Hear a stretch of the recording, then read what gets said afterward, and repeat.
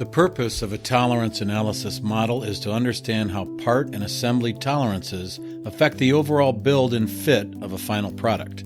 There are three main types of results that can be obtained directly from a tolerance analysis model in 3DCS: a Monte Carlo simulation, a high-low median sensitivity analysis, and a geofactor geometric effects analysis.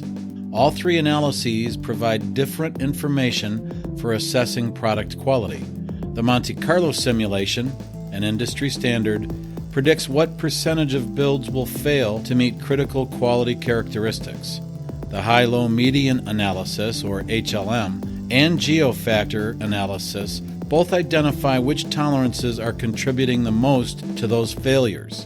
HLM analyzes the contribution based on the total range of a tolerance. Geofactor analyzes the contribution based on part geometry. A combination of these three results provides the necessary information for tolerance, design, and process optimization. These optimizations can lead to reductions in assembly time, rework, material waste, and costly rework of tooling.